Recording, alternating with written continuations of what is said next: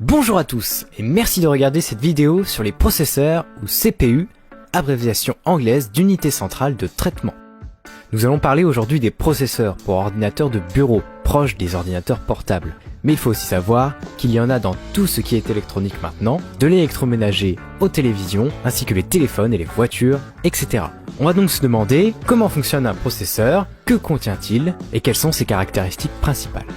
Les processeurs que nous connaissons sont en fait des microprocesseurs et leurs principales caractéristiques sont leur jeu d'instructions, leur nombre de transistors, c'est-à-dire leur architecture, le nombre de bits pouvant être traités et la vitesse de l'horloge. Bon, qu'est-ce que c'est que tout ça? Le jeu d'instructions, ce sont toutes les instructions machines réalisables par le processeur. Ce sont en gros les commandes de programmation, mais compilées, c'est-à-dire traduites de notre langage à celui du processeur, le langage machine, uniquement en binaire. Le binaire nous est représenté en hexadécimal, comme sur cet exemple. Les fichiers .exe sont en langage machine par exemple. La complexité de l'architecture, elle dépend généralement du nombre de transistors. Plus il y a de transistors dans le processeur, plus il peut traiter des nombres de grande taille et des opérations complexes. Aujourd'hui, il y en a de l'ordre du milliard de transistors dans un processeur. Le nombre de bits pouvant être traités dépend de la catégorie précédente, le bit étant le nombre de 0 ou de 1 des mots traités par le processeur, c'est-à-dire la longueur d'un seul nombre en binaire pouvant être traité par le processeur. Pour finir, la vitesse de l'horloge du processeur, c'est une fréquence, c'est-à-dire le nombre d'opérations par seconde que le processeur peut traiter, de l'ordre du gigahertz aujourd'hui.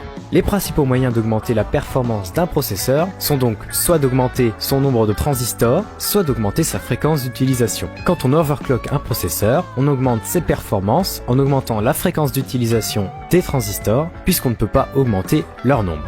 Pour pouvoir augmenter le nombre de transistors, on crée de nouveaux processeurs avec des transistors de plus en plus petits, c'est ce qu'on appelle la finesse de gravure. Les transistors sont donc passés de 10 micromètres en 1971, c'est-à-dire 1 mm divisé par 100, à bientôt 5 nanomètres en 2020, c'est-à-dire 1 mm divisé par 200 000. Ça fait très petit quand même. Pour toujours plus de performance, liée à la difficulté d'augmenter la fréquence des transistors, les processeurs ont plusieurs cœurs, c'est-à-dire que le processeur peut faire plusieurs opérations en même temps, c'est-à-dire que le processeur est en fait plusieurs processeurs en un. Un processeur est composé de différentes parties décrites par une micro-architecture. Il se compose entre autres d'unités arithmétiques et logiques qui effectuent les calculs, ainsi que de registres et de mémoire cache pour stocker temporairement des données et de pipelines qui découpent les instructions à exécuter. Voilà comment fonctionne grossièrement un processeur. Un programme est chargé dans la mémoire vive, RAM, et dicte les instructions à réaliser qui sont stockées dans les registres. Le processeur charge de la RAM une partie des données à traiter dans sa mémoire cache et les traite. Il les renvoie dans la mémoire et reprend une autre partie à traiter, etc. Retournons à nos transistors. C'est à cause d'eux qu'un processeur consomme beaucoup d'énergie pour passer d'un état à un autre. Un transistor a besoin d'une toute petite quantité d'énergie. Mais cependant, une toute petite quantité d'énergie fois des milliards de transistors fois des milliards d'opérations par seconde, ça commence à faire beaucoup d'énergie. Qui dit beaucoup d'énergie, dit beaucoup de dissipation thermique, c'est-à-dire que de l'énergie est perdue et transformée en chaleur. Pour éviter de brûler le processeur, les ordinateurs ont un ventirad qui refroidit en permanence le processeur. Ils sont reliés à une pâte thermique, augmentant à l'extrême les échanges thermiques, la facilité qu'a l'énergie à se déplacer.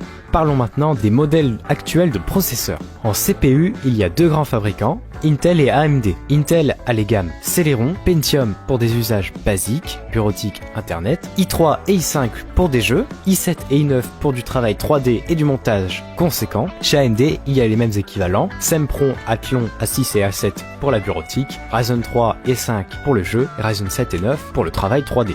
Tous les processeurs actuels sont en 64 bits, mais il existe encore des processeurs 32 bits, plus anciens, encore utilisés. C'est pour ça qu'il existe toujours plusieurs versions des logiciels, notamment de Windows 10 en 32 bits ou en 64 bits. Pour savoir sur Windows 10 si votre processeur est en accord avec votre type de système d'exploitation, il faut faire clic gauche sur le logo Windows et aller dans le menu Système. Si vous avez un système 32 bits sur un processeur 64 bits, il faut le réinstaller pour obtenir de meilleures performances.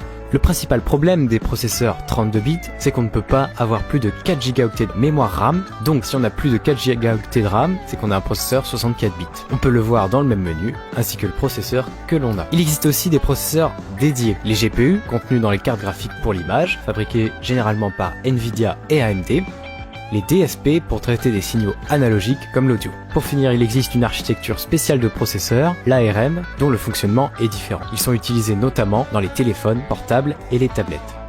C'est tout pour les processeurs, merci d'avoir suivi cette vidéo et je vous dis à la prochaine.